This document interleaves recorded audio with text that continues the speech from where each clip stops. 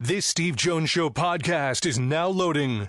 The Steve Jones Show podcast is presented by Sunbury Motor Company, Purdy Insurance, Brewers Outlet, and NIL Game Changers.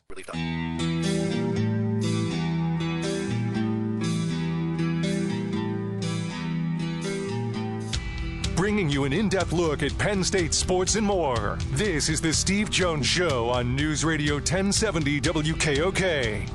The Steve Jones Show is presented by NIL Game Changers, Sunbury Motor Company, Purdy Insurance, and Brewers Outlet. Now from the Sunbury Motor Studio, here's Steve Jones. This half hour brought to you by Purdy Insurance, Market Street in Sunbury. Go to purdyinsurance.com. Auto, home, life, business, boat, motorcycle, RV. You have multiple insurance needs. They handle them all. And not only make sure you're fully insured, but save you money. Could be bundles where they're allowed to go across state lines. Customer service means everything to them at Purdy Insurance, Market Street in Sunbury. Go to purdyinsurance.com. Always pleased to be joined by Tim Kurkjian from ESPN. Tim, welcome back. Nice to be back, Steve. How are you? I'm doing well. I hope you are well. Everything is great. I'm going to the All-Star game on Sunday. Can't get much better than that. Doesn't get better than that. And Paul Skenes is not only going to the All-Star game, he's going to be the starter this after the 7 no-hit innings at Milwaukee. When you look at the choice of Skenes and what it means for the game just 1 year after he was the first overall pick, what does that mean for the sport? Well, it's a great thing for the sport because he's going to be the face of pitching in baseball for the next several years. And I'm not sure, maybe other than Steven Strasburg, the last time we saw anyone burst onto the scene quite like this. But he's been even better than Strasburg. He's basically been better than anyone. I mean, if you look at his first 11 starts, he has 89 strikeouts. Yep. And a sub-2 ERA. No pitcher in the history of baseball has ever had an ERA under 2 with that many strikeouts in his first 11 starts. He has been unbelievably good. And the performance that he had yesterday was just enough for Torey Lovullo to say, all right, this is obvious. But more than just he deserves to start the All-Star game based on merit. But yes. When you're based on trying to sell the game, which is what the All-Star game is all about, it's a celebration of the sport, then he has to start the game because he's the one pitcher that you want to watch. If he's pitching today, he's the one pitcher you have to watch. And how much more can baseball ask than having the bottom of the first inning in Texas started by Paul Skenes and going up against, say, Gunnar Henderson, Juan Soto, and Aaron Judge? That's perfect. And right. That's why he should be starting the All-Star game. To me, this is when you're talking about young pitchers. You mentioned Strasburg, but even going further back, Mark Fidrich, right, comes out and it kind of captures everybody's imagination. Fernando Valenzuela. To me, this is a lot like that, where this guy is captured the imagination, and now really for the first time, I know there are highlights and so forth, but this is really the first time the entire nation gets to see this.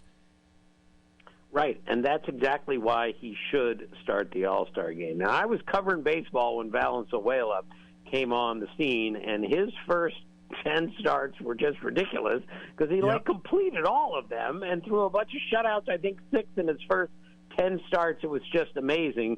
And he captured, Southern California, not to mention all of Mexico, too. But Paul Skenes is, being the number 1 pick in the draft, absolutely sailing through the minor leagues like he did in a short stint. And now he's starting the All-Star game. This is just exactly what baseball could want. Because even though I get every game on TV at my house like others who have the MLB package, there are a lot of people who have never seen him pitch. And when they see a 6'6", 250-pound guy who throws 102 miles an hour with an elite breaking ball and elite command and one of the great competitors you'll ever see, and he's 22 years old, this is exactly what baseball wants and needs. So that goes into another side story, and the fact is the Major League Baseball draft will be Sunday, Monday, Tuesday. Sunday will be with round one. Now, we all know it's when the fifth-round pick in the NFL, and I saw Hunter Norzad the other day, who's going to the Kansas City Chiefs. He's going to make the team. All right? NBA first-round picks, they're all going to play. But in Major League Baseball, no matter if you're picked in the first round, there's a good chance you're in the minors for a while, except this guy was barely in the minors. Is it a nice side story that it shows that a guy in a year can do this? Yeah, I think it just speaks to where college baseball is today. It's a different game than it was, say, 20 years ago. And with the portal and everything else, I had Ben McDonald telling me the other day there are pitchers in college right now who are 24 years old who are using the system to get more college years so they can be more ready when pro ball calls. So these guys who are getting to the big leagues are getting there sooner than ever. They're bigger, stronger, faster than ever. And it's great for the game that a guy who pitched in college last year is in the big leagues starting the All-Star game the next year. And his college coach told us in spring training, he said he could have pitched in the big leagues last year as a senior in college. That's how far along Paul Skenes was. As you know, Steve, what really separates him from so many young pitchers is he tells his manager, his coach, whatever, I'm not coming out of the game until the game's over. That's his mindset before every start. And you got to love that. Even though they took him out in the seventh inning of a no-hitter. Yeah, he wasn't happy about it. But it's also interesting, too, that he was a catcher at Air Force. That's the part that strikes me about it.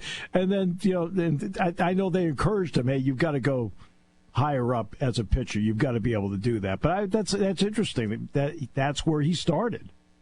Right, and I just love that he has a catcher's mentality because catchers are a different breed. Trust me, I've seen a million of them. Yep. And the fact that he went from catcher to pitcher, the fact that he played at the Air Force Academy, and I was told once that, as an underclassman, a couple of guys on the team were not really paying attention during the national anthem, standing on the line, and he told them, that's not how we do it here. And he showed them the respect that you need to show. That's the born leader that this kid is, also way, way beyond his years as far as poise and everything else. And again, I've run into that, obviously, along the way with certain guys that have ended up being catchers and then converted to being pitchers. I just saw David Carpenter, in fact, last week, who pitched with the Braves, the Astros, and the Cardinals for a period of time. He started as a catcher here in State College. And so, there's a lot of guys that have done that during the course of their career. A lot of injuries in the first half. How concerning has that been across the league? It's of great concern, and it should be for all of the game. Steve, you know that the industry has encouraged our pitchers to throw as hard as you can on every pitch. Get it to 100 if you can. And then when you throw your breaking ball, we want you to spin it at a rate that nobody else can spin it. And this is how our pitchers are now operating. And the industry has told them, if you want to get to the big leagues and stay in the big leagues, you have to strike people out, you have to miss bats. And that's mostly what our pitchers are thinking about today. So you put all that together with all sorts of other factors, and that's why there have been so many injuries in the game, especially to our pitchers. And to fix this, it's going to take a long time. We're going to have to go to our little league kids and tell them, you don't have to throw harder than everyone else. You don't have to throw a breaking ball at age 11 and spin it like nobody else. You can put a ball in play and let your defense do the work. That's what we have to do, I believe, in order to get back to keeping our players a little healthier. It's interesting because the Phillies starters are now logging more innings this season, to the point where Rob Thompson has to make decisions about the bullpen to get them a little more work. Have you talked to anybody in the Phillies organization? Are they doing something a little different at the major leagues between starts with their guys, or is their approach with the Phillies starters are a little bit different than others, or is it just worked out for these guys? Well, first off, they're all really good. That's why their innings levels are up, because they're good enough to pitch deep into games. They also have a president of baseball operations, Dave Dombrowski, who is an old-school guy and believes it's okay to challenge a starting pitcher to go 7, 8, and even 9 innings once in a while. They also have a loaded bullpen there, but instead of overusing that bullpen, they have it all lined up, 6th, 7th, 8th, and 9th innings. So they're in a really good spot there. But I really believe it's a case where it's a mindset now. You guys are going to pitch deep into this game, and if you can't, we got people behind you.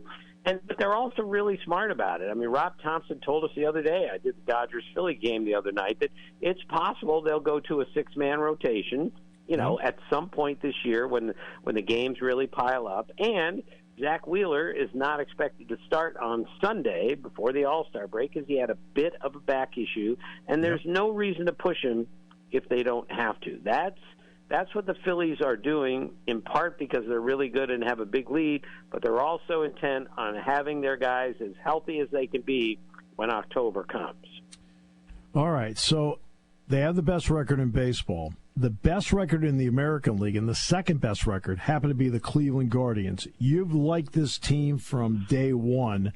After watching a body of work to this point where they're right about 95, 96 games with, about 66 to go. What makes the Guardians, in your opinion, really good and a team that, should they get to the postseason, which they're on track to do, would be dangerous for somebody? Yeah, their offense is way better, Steve, than I thought it was going to be. They've outscored their opponents by 87 runs this year. They're fourth in the league in runs scored. And even though they hit the ball out of the ballpark, they don't do it at the rate that some other teams do. They put the ball in play. They run. They take the extra base. They play more of an old-school style of game where let's put it in play and make the other team make a defensive play. Stephen Kwan starts all of that at the top of the order. He's hitting 360, struck out 23 times all year, and everyone else just falls into place after that. So offensively, I did not see them being this good. Their starting pitching is stretched right now with injuries and everything else, but they also have a very good defense and a great bullpen. Manuel Clase, their closer, has a 0.83 ERA. They are a really good team, way better than I thought they were going to be, and this team could be very dangerous in October, especially if they go get another starting pitcher before then at the trade deadline. I mean, Jose Ramirez is putting up numbers I would expect him to put up. I mean, he's, 23 homers, 77 knocked in. How much has it helped him, though, that Josh Naylor has been able to hit 22 home runs? Yeah, Josh Naylor has 70 RBIs, and he's the biggest reason, David Fry also, that this team has taken off is he keeps getting better every single day, and that's part of it. And so when you can put together, when Ramirez has some help in the lineup, which he does right now, in fact, he has plenty of help right now, that really speaks to it. And Stephen Vogt has done a fabulous job as the manager of that team. I'm not surprised at all. I wrote a huge story about him in spring training, and I had people telling me everybody who played with Stephen Vogt knew he would not only be a manager one day, he'd be a really good manager one day. And right now he's the American League Manager of the Year. 162 games, you're going to hit ruts along the way. Why are the Yankees in a rut? Well, their starting pitching, which was so sensational for 2 months, has hit the skids. Carlos Rodon hasn't been close to the same pitcher the last month as he was the first two. Luis Gil, who was unhittable for 2 months, is just a rookie, and he has struggled also. Garrett Cole isn't all the way back, but I expect him to be. Plus, their offense, which was so good, has really struggled, other than Aaron Judge and Juan Soto. They're not getting much production out of third or second right now or behind the plate. Giancarlo Stanton is hurt. I fully expect the Yankees to turn this around, but they've lost 18 out of 25. They have the worst record in baseball since June 13th. And, again, I didn't see that coming. But they're going to have to go get a pitcher at the trade deadline if they're going to do something in October. I know you love your job. I know it's work along the way. But what do you enjoy about the All-Star game as somebody who covers it and loves the game so much? Yeah, I've covered everyone since '81. And what I love the most, I love the first-time All-Stars who've never been there before. It's the look on their face when they walk into the clubhouse for the first time. It's the look on their face when they are standing on the field with guys that they've played against, guys that they've admired for so long. And a million years ago, Johnny Bench told me that at the '68 All-Star game, Willie Mays came up to him. It's Johnny's first All-Star game, and he whispered in his ear, "You should be starting the All-Star game." And here's Johnny Bench, who can't even believe he's at the All-Star game, and now the greatest player he's ever seen comes up and whispers to him and says, "You should be starting." That was affirmation for Johnny Bench, that not only did he belong in the All-Star game, but he really belonged because Willie Mays told him that. Those are my favorite stories, the guys who were there for the first time. If I recall, that would have been the Astrodome. Willie Mays hit leadoff and scored the game's only run in the first inning.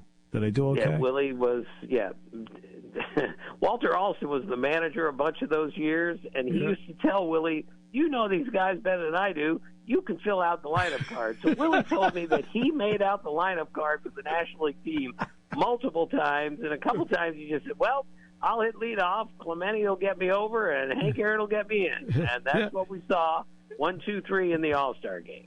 Well, the National League won how many in a row, so he must have done a great job of picking the lineup. So. Oh, he did a fabulous job, that is for sure. Tim, absolute pleasure. Enjoy the All-Star game, and as always, thank you so much for your time. My pleasure, Steve. Thank you. Tim Kurkjian, ESPN, joining us on the show today as we talk a lot about Major League Baseball. It's the Skenes thing is, it goes back to what I was talking about last week, that it's good for the game. And I don't mean the All-Star game. I mean the sport that he's starting, because he's a fresh face, dynamic. Who knows about the longevity of his career? We don't know. But in this moment, when the sport needs a Paul Skenes to do what he's doing, and you start him in the All-Star game, man and moment have met. And he's exactly right. First inning, Gunnar Henderson, Juan Soto, Aaron Judge. If you're a sports fan, not just a baseball fan, you're a sports fan. You want to see that first inning because you want to see those matchups. All right, we'll take a break. This half hour brought to you by Purdy Insurance.